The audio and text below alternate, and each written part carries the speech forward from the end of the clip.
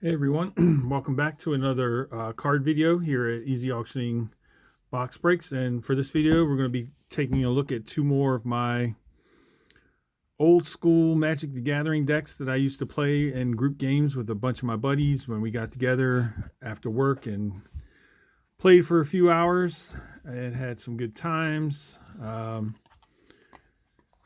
We were just texting the other day, wishing each other Happy New Year's and Merry Christmas and all that, and just saying we wish we could get back together and sit down and eat and maybe play a few games. But with the whole situation still as it is, the social gathering still isn't going to happen. So I'll just go ahead and make these videos and share some of my old decks with everyone.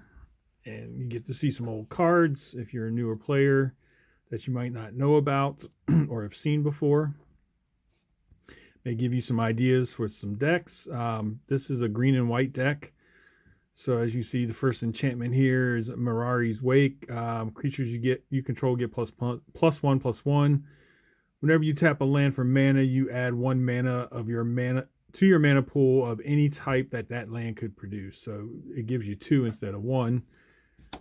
We have some basic planes. We have a foil Armadillo Cloak, which I think has been reprinted a few times. Wild Growth, Might of Oaks gets creature +7/+7 until end of turn. Now Albino Troll, regenerating 3/3 for 2. You pay the echo cost. Nice first striking pro black, pro red Knight. There's a Savannah, Sacred Mesa. So there's a trick in here.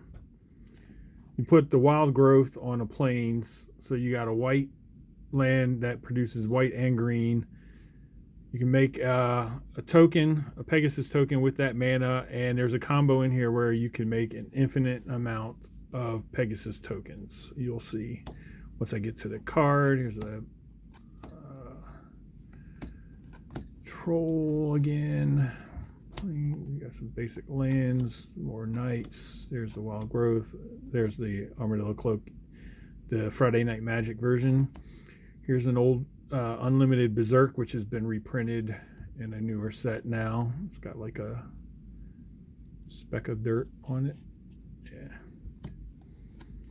There's the Mesa again, Savannah, Mesa, Swords of Plowshares.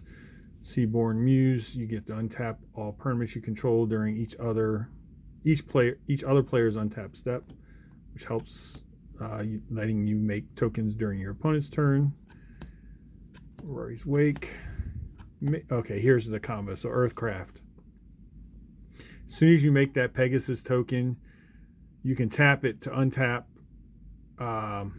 a basic land that you control, which would be that plains with the Wild Growth on it. So you make an infinite amount of Pegasus tokens. Soul Ring, Swords of Plowshares,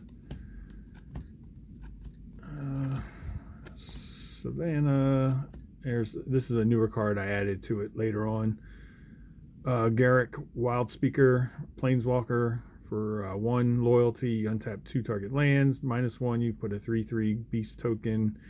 -4, creatures you control get +3/+3 and gain trample until end of turn.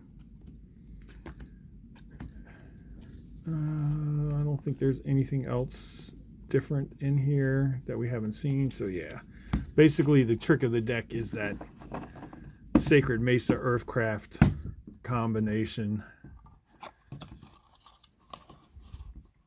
And just holding off your opponents until you can get it.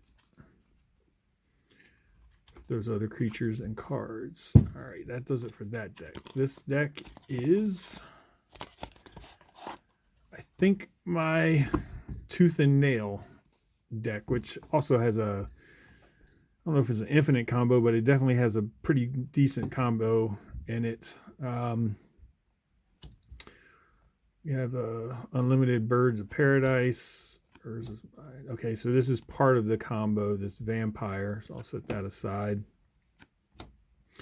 Mindslaver, good old artifact, lets you take control of your any player's next turn. Another good card, Time Spiral, lets you shuffle your hand and graveyard and library, and then you draw 7 new cards and you untap up to 6 lands. That's a great card. Here's Tooth and Nail. That's part of it. Getting the creatures you need. Of course, I have the set of Urzas in here that would give me a lot of colorless mana. You always put this out. This is a delay, so you can't lose the game and your opponent can't win the game as long as this creature's in play. Here's that's the other part of the combo. Fact or Fiction just lets you search out cards you need. Another Birds, Triskelion, Witness, Sylvan Scrying, Tooth and Nail, Vampire, Kiki Jiki, Triskelion, counter spells. All right, so basically the trick of the deck is with these 2 creatures. So the vampire, each creature you control is a vampire in addition to its other creature types. Whenever this creature deals damage to a creature, put a 1/1 counter on that creature. So it is an infinite combo. So the Triskelion comes into play with 3 1/1 counters. You can remove a counter to do 1 damage, but since you're doing 1 damage, you're going to get that counter back, so you can do it infinite times with this creature out in play. As long as you can keep them alive, you're going to ping your opponent for 1 until he dies. And this card helps you get, if you don't have the creatures, it helps you search out, especially if you play the Entwine, where you get to look for 2 cards and put them into play. So, that's the combo. And again, there's other cards in there just to delay the counter spells and all that. Then the Platinum Angel. So that does it for these 2 old school decks. I hope you enjoyed what you saw. If you're a new player and you haven't seen some of these cards, and if I just showed you some new interesting tricks, of course none of these decks are standard, so you'd have to play in Legacy or whatever that older format is called now. Some of these cards are banned or restricted, and you can only play them in certain formats. I know the Earthcraft is one of them. But if you like what you saw, please hit that thumbs up button for the video. Helps us out. And subscribe to the channel if you haven't done so. We do Magic videos. We do sports cards, non-sports cards, Pokemon. A little bit of everything in the trading card world. And keep an eye out for some new videos. This will be it for this weekend. I'll probably do some next weekend. Until then, have a good night. Take care, everyone.